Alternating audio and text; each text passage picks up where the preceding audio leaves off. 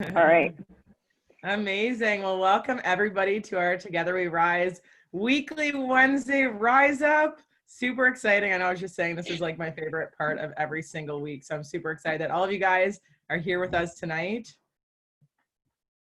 And we're just going to go over our mission. So Together We Rise is a global platform to connect, share, and empower each other through the art of well-being, mind, body, and soul. And our intention is to raise a collective frequency through education, inspiration, and collaboration, creating a massive ripple effect throughout our individual communities. And that is in unison with the Start Your Life movement. And our vision is to ignite all young people to own their lives, both physically and financially, and through our contributions, create freedom and a lasting legacy. And our core values that we live by are also in alignment with Isagenic's core values, and they are health, ease, innovation, community integrity, and empowerment. So we are super excited that you guys are here tonight, and we have an incredible guest for you guys tonight. All right, you guys. And one of our main beliefs is that when we come together as a community, we can really accent all pillars of health, which is mind, body, and soul. And our commitment is to really bring in the individuals, mentors, coaches from around the globe that have not only left an impact in our own hearts and in our own lives, but we know what they bring to the table. And I truly don't think that there's anything out there that is more special than being able to share the gift of all of these incredible individuals with all of you, because that's truly what creates the ripple effect. We have all this knowledge and all this awareness and all of these tools. Why? So that we can spread them along so that each individual person can rise up. And by rising up, we're also putting out and lending a hand to whoever it is that could also benefit from this. So this man right here, Ed Scarano, is not only someone that I can now call a friend, someone that I'm also working with, but every time I hear this man speak, I learn so many new things. And there's something really special about meeting someone who has so much knowledge, has worked with so many people, and comes from such a place of humbleness and servant leadership. And that's one of the reasons I truly feel that Ed stands out, because he is in this profession and he is doing this work to truly just empower people. And I think that's really special. And when you meet people like him that come from a place of servant leadership, it is so special. And by his picture, you can tell he's pretty badass too. So meet Ed Scarano. He is a master NLP coach and hypnotherapist. And I love this tagline: your unconscious mind is waiting. Be curious. And I did pop up his website and his IG on there, and we will pop it in the chat later. So if you didn't take a screenshot, no worries. We will get back to that after. And to get going, Ed, I would love for you to introduce yourself and maybe just give everyone a little background of who you are, what you're doing, and why the heck you are so passionate about what you do now. Well, thank you so much for that introduction. That's like, you can't tell because I am, but I am kind of glowing right now. And don't hold it against me that I'm not Canadian, okay, guys? I'm, doing my best here. And just on a side note, when you guys put that picture up, Joe was glowing and beaming. I'm just saying. I saw that smile from ear to ear. But I really love what you say about servant leadership. I think that's so important in everything that we do, in every aspect that we do it in. And I love your core values. For me, integrity is a huge one of them. I know Joe, not to pick on him again, but I know he has a tattoo of integrity on his wrist, and that's how important it is to a lot of us. Integrity, community, those are all so important. For me, I just love the unconscious mind. I love being curious. I love being spontaneous. It fascinates me. It always has. And it took me getting knocked down quite a few times to finally get up and start learning more about myself. And, for all of us, that's where the journey begins. Before I could help anybody else, I had to help myself. And my story is probably too long to tell on this little segment here, but it has been, the short of it is that I was a commodities trader for 25 years. So if you've ever seen the movie The Wolf of Wall Street, that was my life. I literally was the Wolf of Wall Street. And that movie they dramatize it because it's a movie, but it was pretty close to the truth of what it was. So it wasn't always humility for me. I had to learn that. And I actually was on a call with somebody today who's struggling in his relationship. And one of the things I said to him was that with grace, patience, and humility, you go a lot further. But it starts with communication, right? And I know that we've, through some of the other webinars that we've done together and how we've met, we talked about that. And what I do is NLP, which is neuro-linguistic programming, which is basically the language of the mind. And it just takes you deeper into your unconscious mind. Let's just peel back the layers of the onion. You know, the unconscious mind is responsible for repressing memories to protect you, also for presenting memories to resolve things. Your unconscious mind is just so powerful in so many ways. And I could sit here all night, as we probably have done in the past, and talk about it. So that's really what I do. And I love coaching it. I love talking about it. I love teaching it.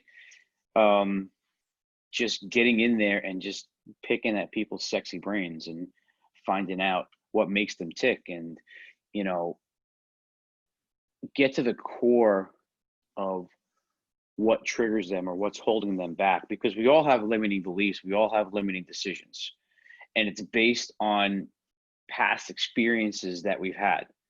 You could have witnessed an argument as a baby, and that could have caused limiting decisions.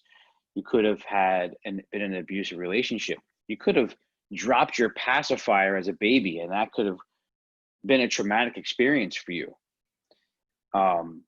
When I took the classes and learned how to become an NLP coach and a hypnotherapist, one of the things the mentor told us about was someone that he had coached, that when she was a small child, she had an imaginary friend, and her mother yelled at her and told her, "Don't ever do that again." And from that moment on, she had no imagination. Because there's a way for us, when we communicate, we look up one way, we're thinking about things that we're trying to remember. When our eyes go another way, we're making it up because we don't have the answer. So then if we look down a certain way, we're going into our feelings.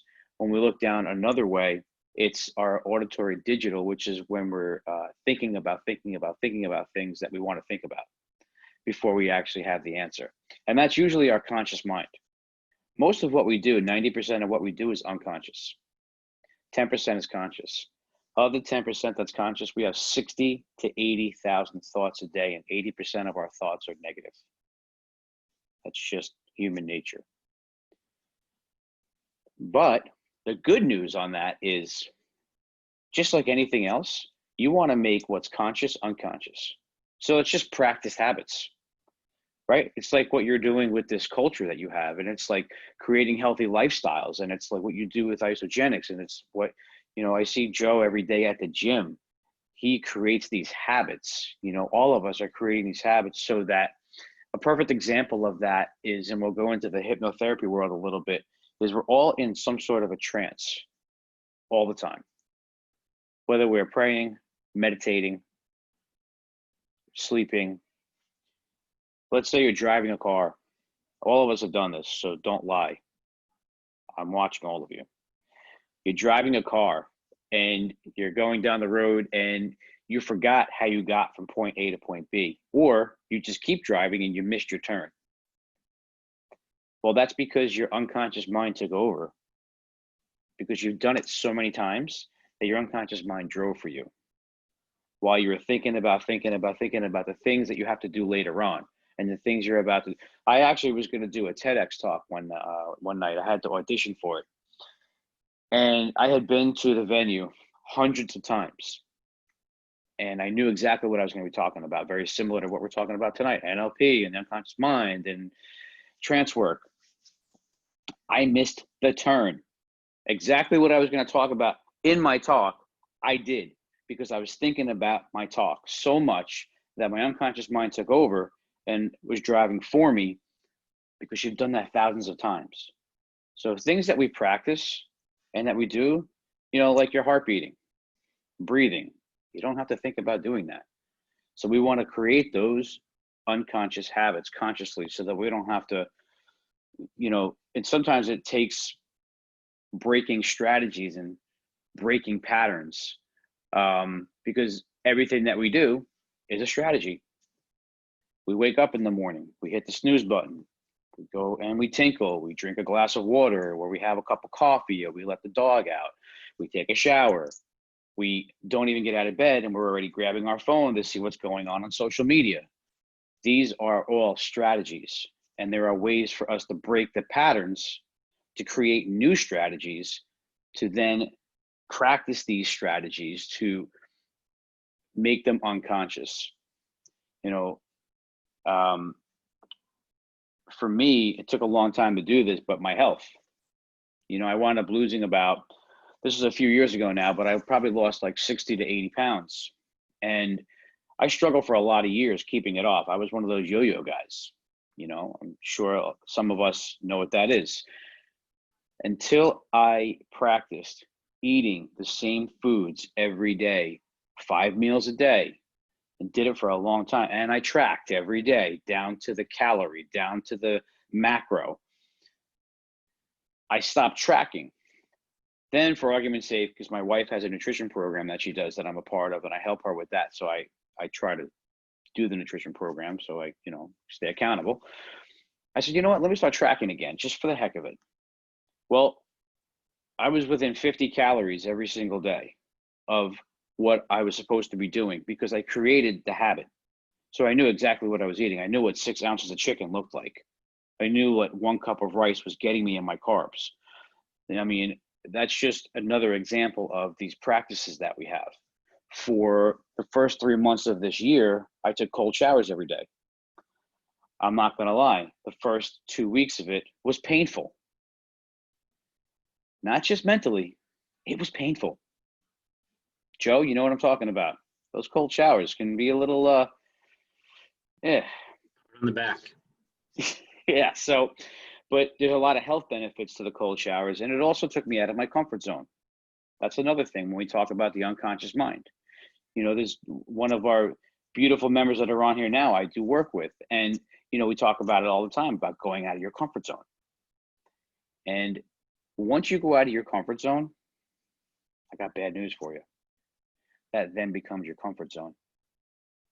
So you always have to strive to go to that next level, to find something that's going to challenge you, something that's going to push you forward. One of the things we talk about in NLP and the hypnotherapy work when we're doing the coaching is we always want to be moving forward, moving towards something. Such an important word. When you have goals, do not say, I want to lose 75 pounds. I want optimal health. What if you don't lose 75 pounds, but you gain 50 pounds of muscle and you lose 15% body fat and you look amazing, but you didn't lose the weight? You're setting expectations on yourself by putting numbers on it, and that limits us. For me, expectations are limitations. Why set a number when you can go? It's just sky's the limit. Ever hear anybody say, man, if I could just make $1 million? Excuse my language, but $1 million ain't shit these days. And when you say, I want to make just give me $1 million, you just limited yourself. Okay, you made your million, great. Now what are you going to do? So don't set expectations, don't set limitations, don't put numbers on it. Just reach for the stars. And once you create those habits through the unconscious mind, once you break through the limiting beliefs and the limiting decisions or the traumatic events that have happened to you in your past, sky's the limit.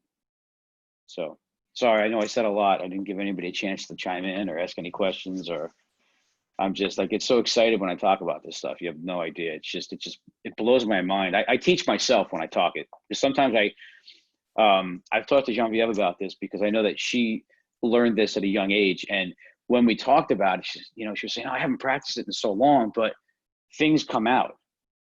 And I know things that I learned. Sometimes when I'm talking to you guys, it's like, oh, crap, I forgot all about that. Yeah, let's talk about that now too, you know, because with the communication model, we all communicate differently. Some of us are visual, some of us are auditory, some of us are kinesthetic, feeling, and some of us are auditory digital, where those are the deep thinkers. Be careful of them. The ones that want to just, you know, they have to really think deep, think about thinking about it, kind of a guy, kind of girl, before they actually make a decision. But we all have our own perception of reality because of this. We all communicate differently because of this. Every single person on here is hearing, seeing, feeling a totally different talk right now. And just remember that anything that you do or say to somebody can dramatically alter their perception of reality and their future. So another thing that we talk about with NLP is language. I always use words like look and feel. So, because I am a kinesthetic and visual person. When my wife talks to me, if I'm not looking directly at her to see what she's saying, I do not hear her. So for all of you women out there, when you're saying to your men, you never listen to me, it's the truth. Because we all communicate differently. So if she's in the other room talking, I'm like, babe, I hear you, but I have no idea what the hell you just said. Because I am a visual and kinesthetic person. I have to actually physically do it to understand it. I have to physically touch it, feel it, and just do it. You could talk to me all day and explain to me what it is. I didn't hear you. I heard nothing. Just let me do it. Let me figure it out on my own. But a lot of us are like that. And then my wife is very auditory. So she's very sensitive to sounds. And she talks. She talks a lot. She's upstairs. She doesn't hear me. So, but she hears and talks. So that auditory, it always kicks in for her. But that's important to know, especially when we're trying to communicate with other people and we're trying to communicate our own feelings and we're trying to get in touch with our own unconscious mind. If we don't understand our own learning ability, like people say like, oh, you know, I have ADHD. I have ADD. I don't believe in that. I'm sorry, but I don't. I feel like it's a way for doctors to medicate people and just brush them to the side and say, well, you have ADD, there's nothing I can do about it. They just don't understand someone's communication skills. Even someone that has autism, some of them are the most brilliant people we've ever met.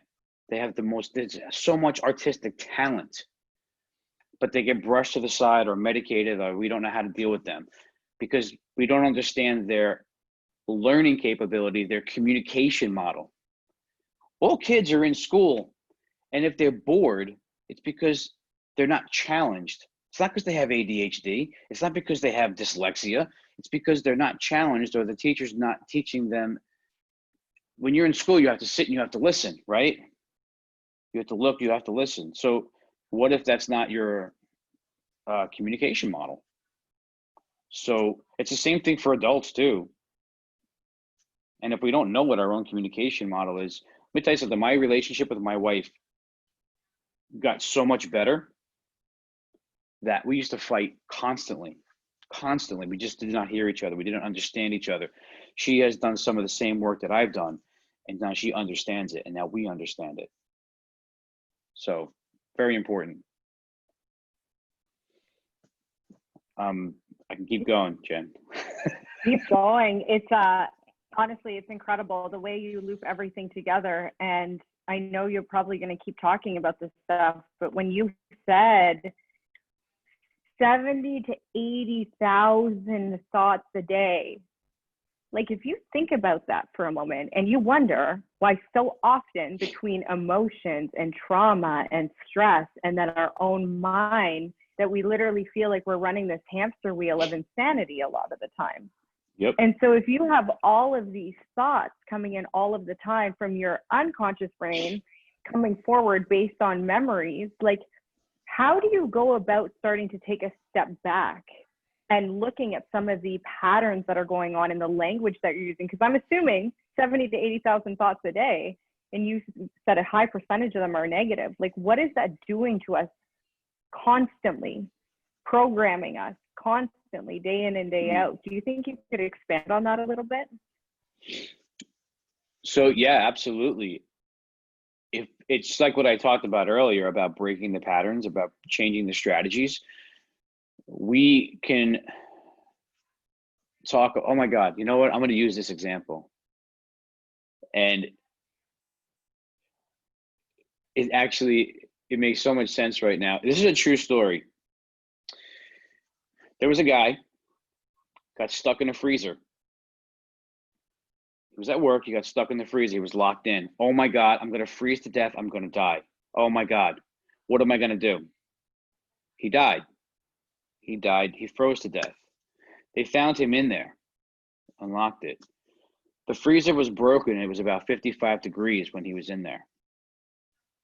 He willed himself to death because he thought he was gonna die, he thought he was gonna freeze to death. I'll tell you another story of a guy was in, I want to say World War II. He was a POW for 7 years. Before he went to war, he loved to play golf, passionate about playing golf. Probably shot about a 95, but regardless, he loved playing. To keep himself from going insane, he kept his mind moving forward toward getting out of there every day by playing golf in his head every day, using the power of his imagination and his unconscious mind, that the vivid colors of the trees, the sound of the birds, the clothes that he wore, the type of tea that he used. He would play golf every day for 7 years. When he got out, what do you think the first thing he did was? He shot a 74. So you ask, how do we change the patterns? How do we deal with that? We use the power of our unconscious mind and the power of our own imaginations. When we're children, the ages of 0 to 7 is our imprint phase. So everything we see, we're soaking it up, we're sucking it in, we're taking it all in. That's our imagination. We have the most incredible imagination. So like, if you have an imaginary friend, who gives a shit? Because you're a child. Sorry, I get excited. I'm sorry. Because Canadian, stop apologizing. I know. I should just, but I'm so passionate about it when I think about it. So 0 to 7 is your imprint. 7 to 14 is your, oh my God, I'm modeling. Whew, is your modeling. So ask yourself, who did you model your life after when you between the ages of 7 and 14? Who were the role models in your life at that point? That's what molds us and forms us. And then from 14 to 21 is our socialization phase. So going back to the imagination, we get to a certain point, and then our conscious mind or their unconscious mind, we form this film in between them called the critical faculty. And the less we use our imagination, the thicker that film is. So I talk about this because doing trance work, doing hypnotherapy work, doing the timeline therapy work, which is, people hear hypnotherapy and they get scared. They're like, oh my God, no. I'm going to tell everybody right now that you cannot manipulate somebody. You cannot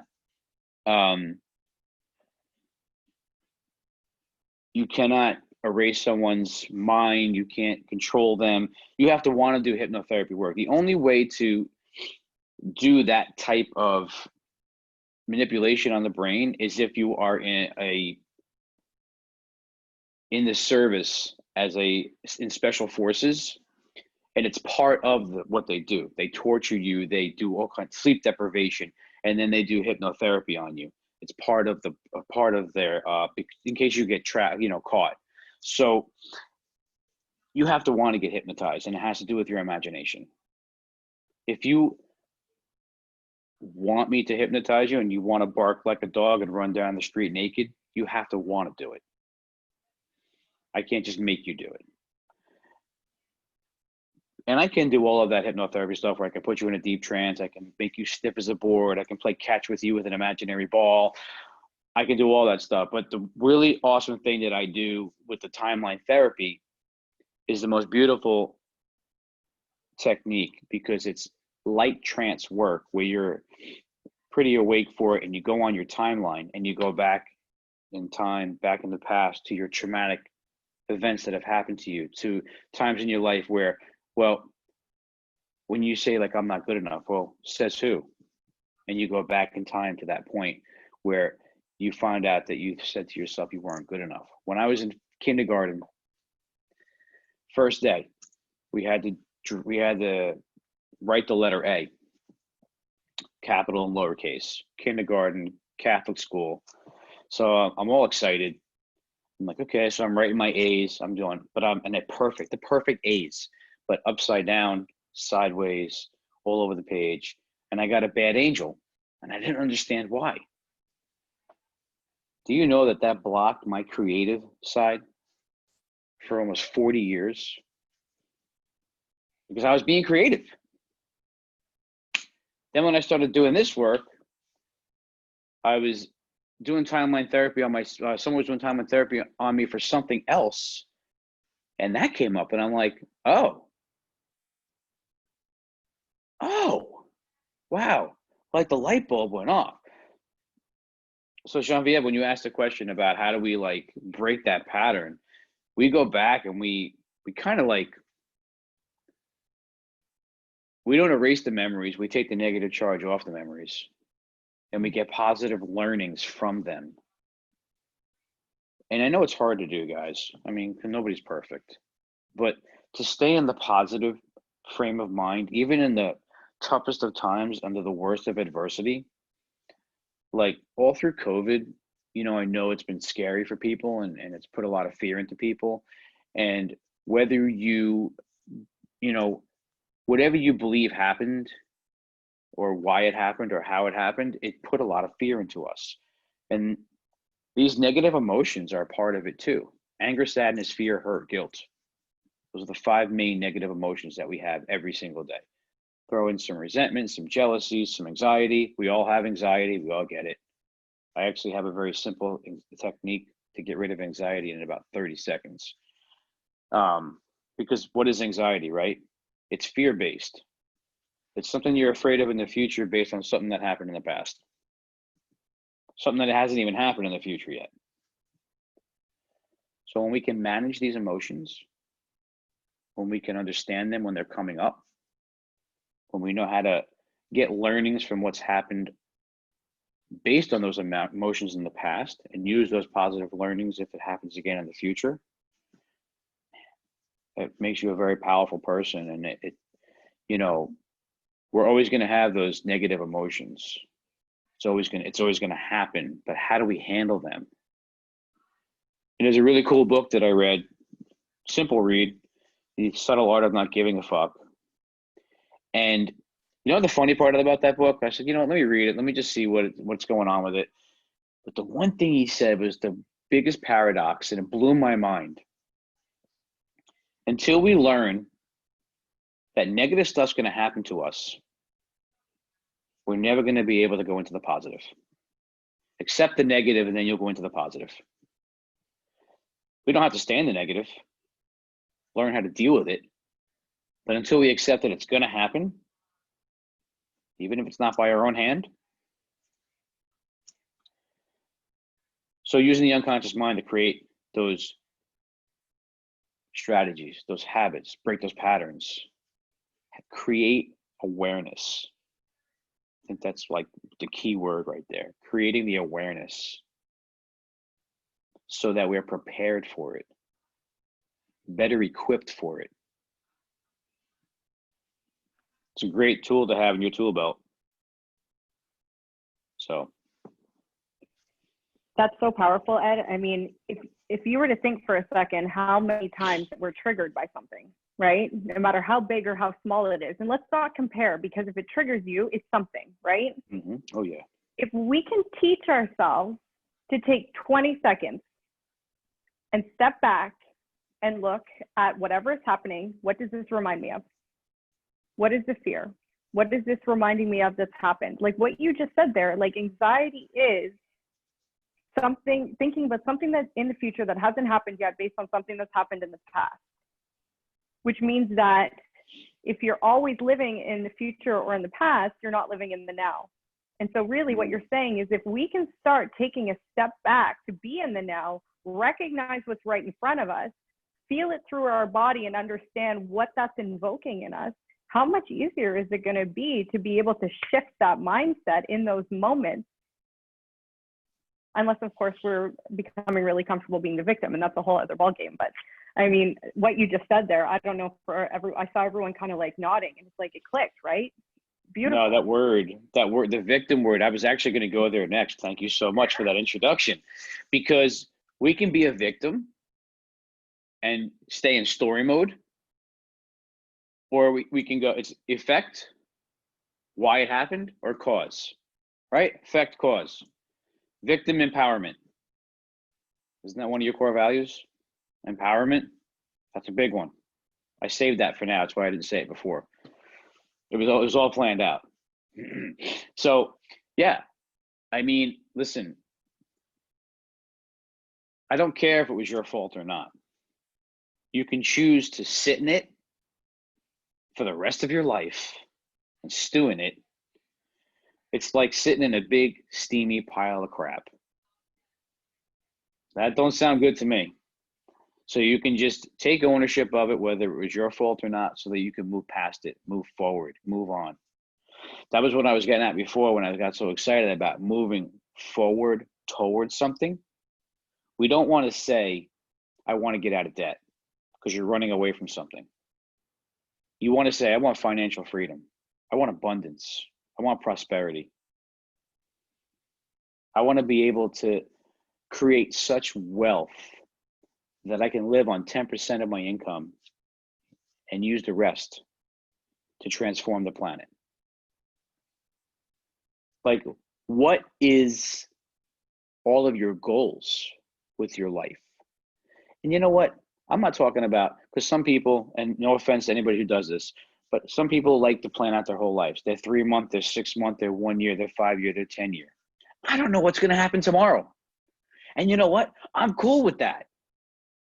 I want to take every day on as it comes to me. That's just me.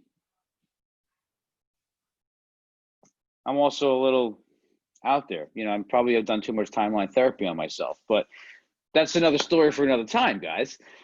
But yeah, you can choose to be a victim, what Genevieve said, or just step out of it, man. Step out of it. And you know what? Even that, it was even more empowering. Go to that person. You know what? I'm sorry, man. Or I forgive you. Or I acknowledge that I was a total asshole. And I am committed to being a better person. Because let's face it, Joe, remember how we learned this? He's looking down at something. He's looking at his phone right now. I just caught him. When we talked about, are you taking notes? Yeah, I've got 2 pages already. God, I love you, man. That's hot. That's hot, Joe. You just went to one. You're 110%. Trying to give me a hard time, and I'm trying to learn over here. For anybody that doesn't know, Joe and I met at an event where we became life coaches, and I actually said to Joe, just out of the blue, I don't know what it was, his energy or what, and I said, you and I are going to be doing life together. And we actually didn't talk for maybe a couple of years after the whole, life coaching thing, and then we reconnected, and it was just like it never happened. But somebody remind me, what was I just talking about? You said, do you remember how we learned this? Yeah, I don't remember what it was, though. I got so there's a lot of things. There's a lot of things we learned.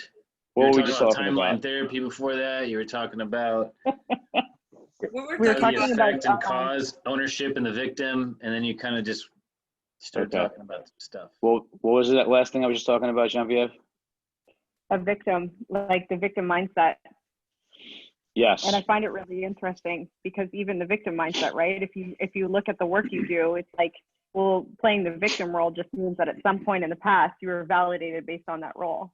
Correct. So something triggered you. You're repeating Yeah. that pattern in order to Yep. get that validation or love or feeling that you once had. Like, it's so interesting to see the loop. Yes, that's right. So when I say I'm sorry, that's for me. It's not for you. So like I could say to you guys, sorry, I lost where I just was. Or I could say, hey guys, I acknowledge that I lost my place, getting excited talking to Joe, and I am very committed to staying focused and giving you guys my full attention. What sounds better? Right. Yeah. Yeah. So there's this really cool exercise. I don't know how much time we have, but I want to give you guys this exercise now to do so that when we get off this call, you guys can do it.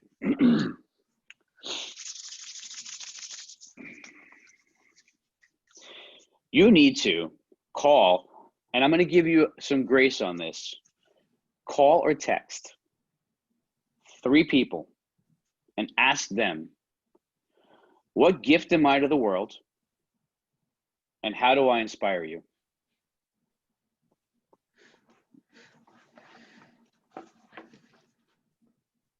Victoria, are you texting somebody right now? Because I would love that if you were.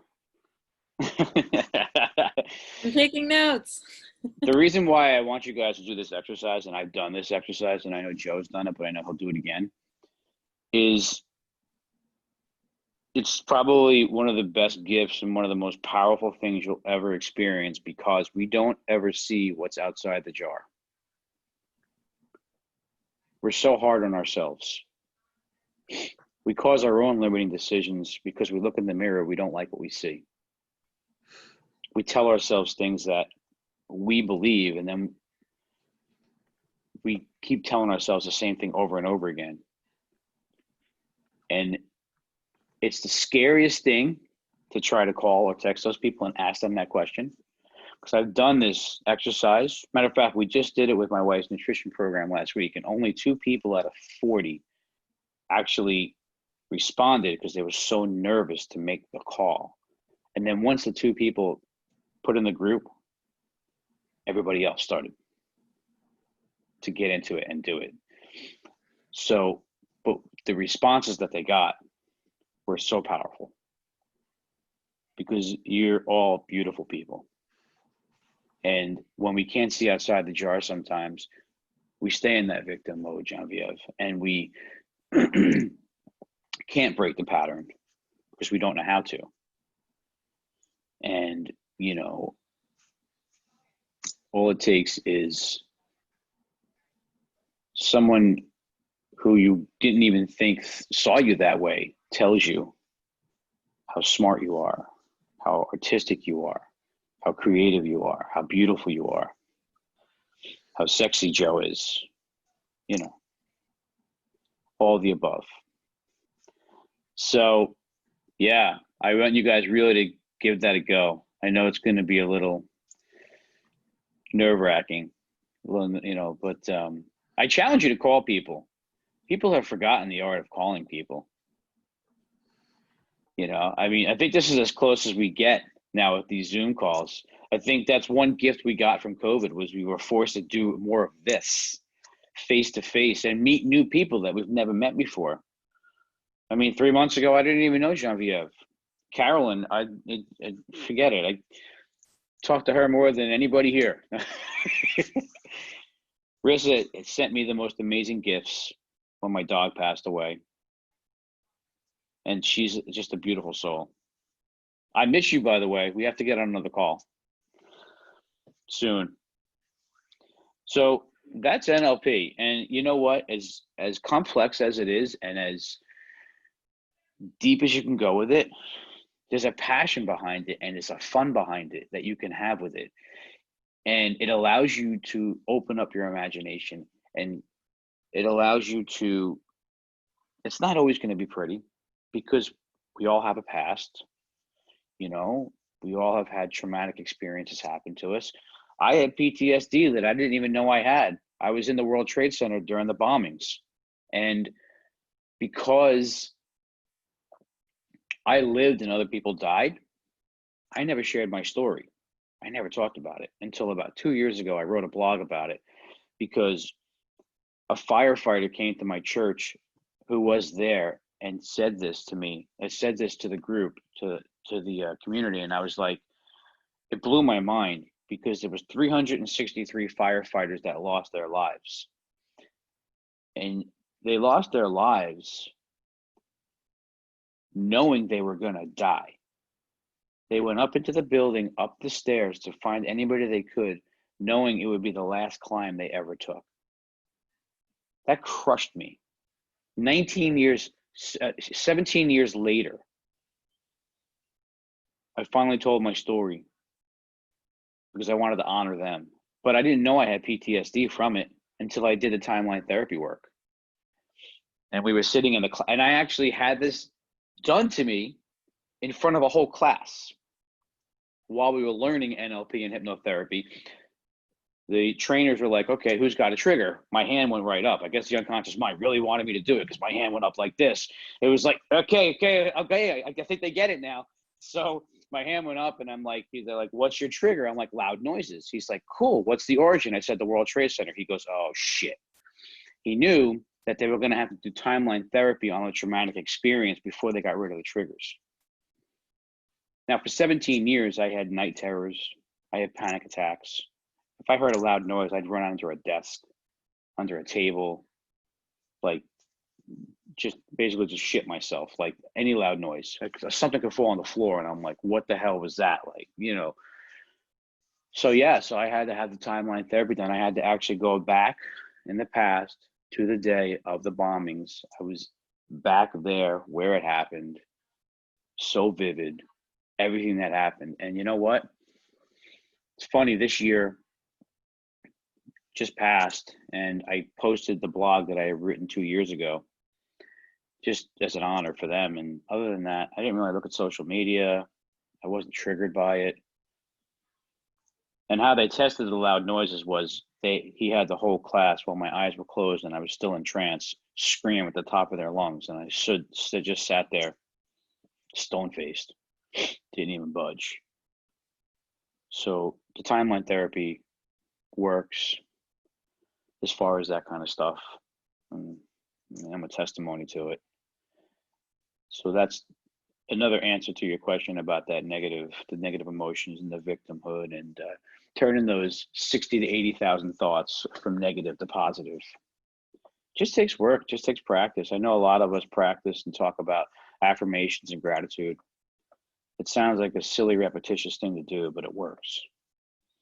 You know, it really does. You raising your hand? Yes, Victoria. I have a question about timeline therapy. So sometimes we have things that happen to us, like you said, between 0 and 7, right? So it's like a lot of people don't have memory before that age. Like, I don't remember anything before the age of 7, to be honest. But I know that there were probably some things that happened. So when you do timeline therapy, do these things come up? Because they're unconscious, right? So I'm curious about, like, do things come up that you may not even think that do you know what I'm trying to say?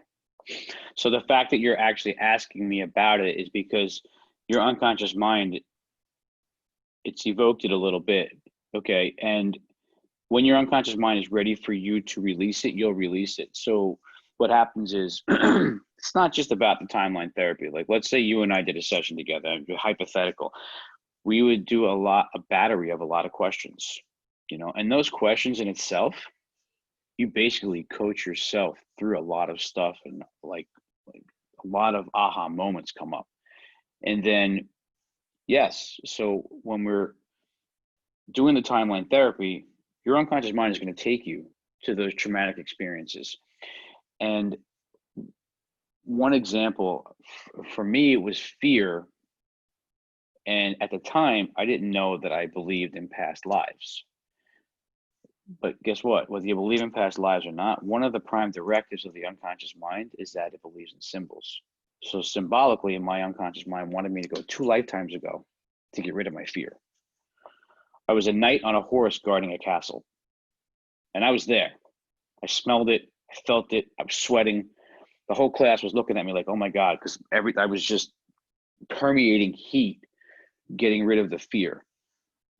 And, you know, it was symbolic of something, I don't know what, But I've also done timeline therapy on myself. I was adopted at birth, and I went back to the womb and actually heard an argument about my grandparents. One wanted to keep me, one didn't. So I had abandonment issues from that. And it was actually an experiment. I shouldn't have done it because I was driving and I was listening to an audio of how to do the timeline therapy before, because we had to do a lot of audio work before we went to the actual class. Anyway, I was like, wow, this stuff really works. I started crying right then and there, like, oh my goodness, that was real. So what people are like, oh, I don't remember that far back. I don't remember when I was a baby, because your unconscious mind stores your memories. You don't need to remember it until you need to remember. So if a traumatic experience happened and we want to go there and we want to take the negative charge off of it, we want you to don't want to erase it. I want you to not experience it again, but be able to get positive learnings from it so that you can put it to rest and get rid of the negative emotions from it, the limiting decisions from it. And then if it happens again in the future, or something similar happens to you in the future, you're better equipped for it. Does that make sense? So things can come up. I mean, yes. I mean, like as we're talking about it and you're trying to think about like, I know things happened when I was that young, but if you're not remembering it, it's because you're not ready for it, or your unconscious mind is not ready for you to, see it yet. Unconscious mind, prime directives of the unconscious mind are incredible. Repressing memories, presenting memories, storing memories. My favorite one, doesn't believe in negatives. Don't think of a blue tree. Who thought of a blue tree? Because you have to perceive it and conceptualize it before you can reject it. You can't reject something that you've never tried. So even if you're not going to do it, you still have to think of it. And I think that's a big reason why a lot of addicts relapse. Don't drink. Do the 12 steps. Don't drink. Don't do drugs. Well, you have to say the word drugs in order to say don't. So you're always putting in their head the same thing over and over and over again. Sorry to interrupt you, Ed. One thing I like to say about that when I talk to people that have addiction problems and stuff too is, I'm an alcoholic or I'm a drug addict. And they keep repeating that. I'm like, no, you used to be. That's right. We're going this way. So I love that. Like when you say that stuff, it definitely. That's a great point, Joe, because like what we were saying earlier about being a victim or being empowered, I feel like you're still claiming to be a victim. You're still in a story when you're saying that I'm an alcoholic and I'm an addict, right? Instead of moving toward the goal of getting away from that lifestyle. So we just need to, change the patterns, change the strategies in order to change the lifestyle. And that's like that with everything that we do, right? We're all looking to have that, a good combination to have that healthy lifestyle, to indulge, not overindulge, to treat ourselves without cheating ourselves, right? And sometimes we don't see outside the jar, like I said earlier, even when you're talking about drug addicts and alcoholics, you used to be, right? So that's a really good point. I like that. So if anybody has any questions or, yes, Carolyn. So I want to speak to, I know I've talked to you about this, and my daughter and the evolving relationship we're having.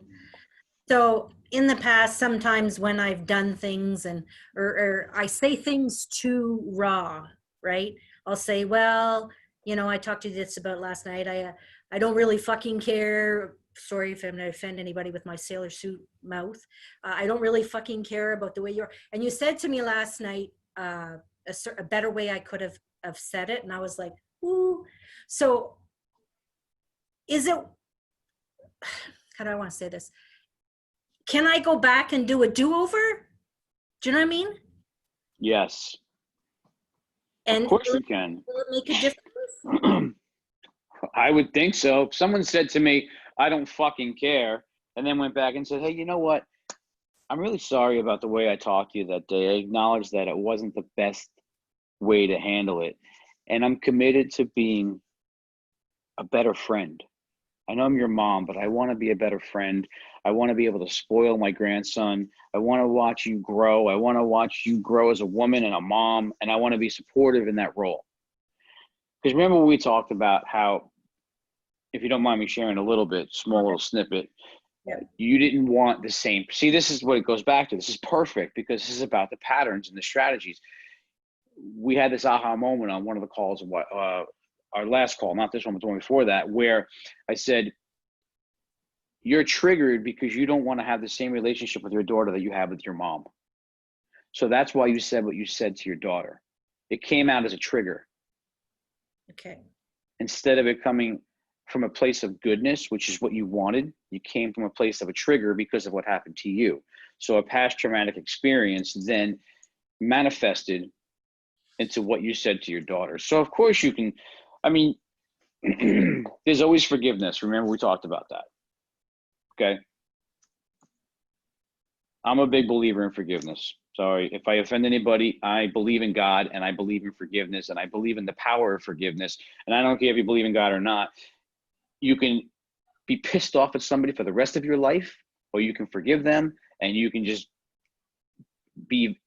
trust me, it will just free you, because there's these things that are called energy leaks, and we all have them in our lives.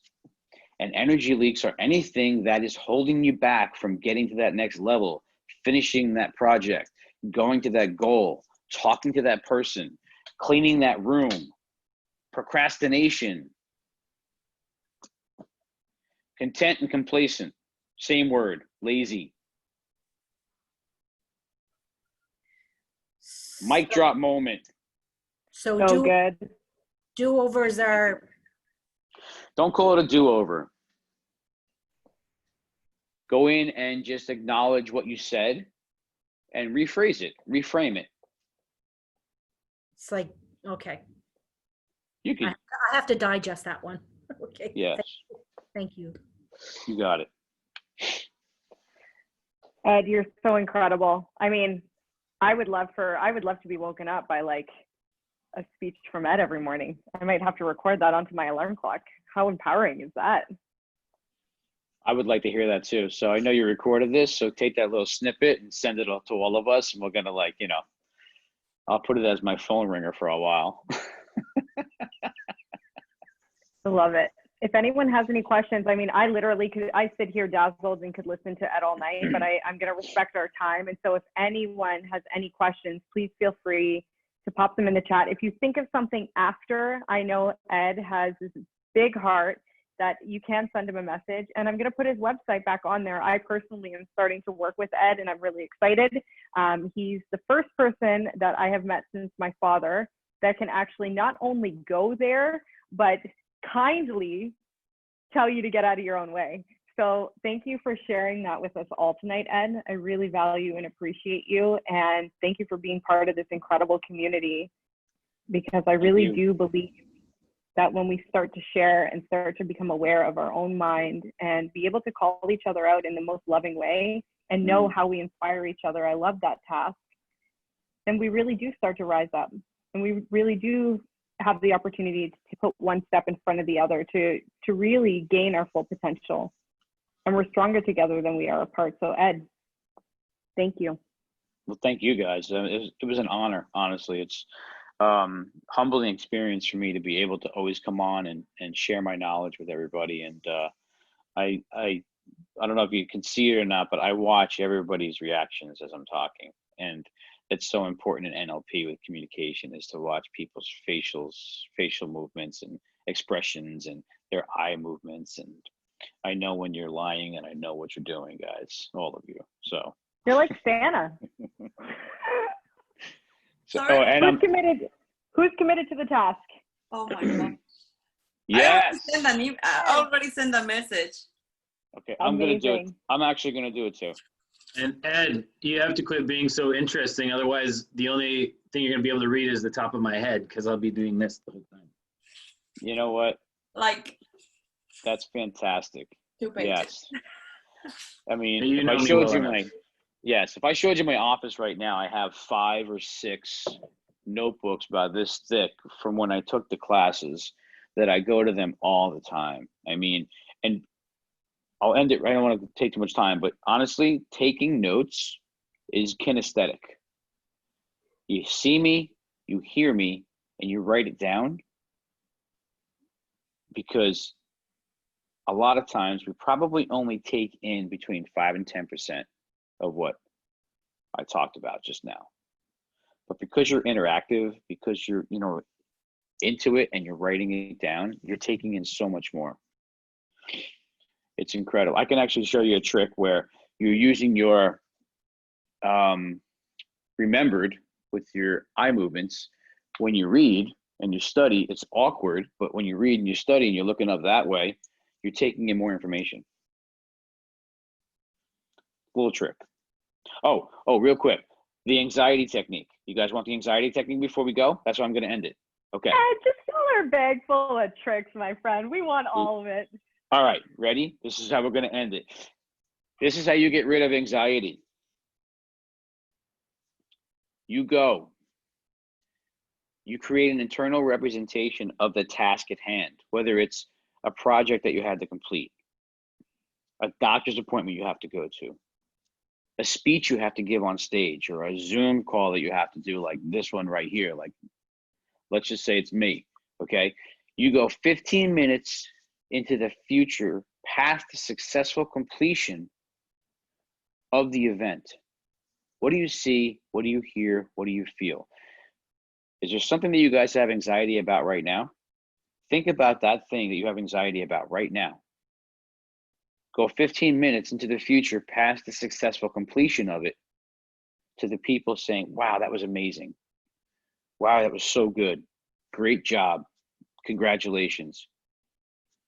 You're healthy. What do you see? What do you hear? What do you feel? And I can guarantee you beyond a shadow of a doubt that you will be anxiety free. It will go away instantly.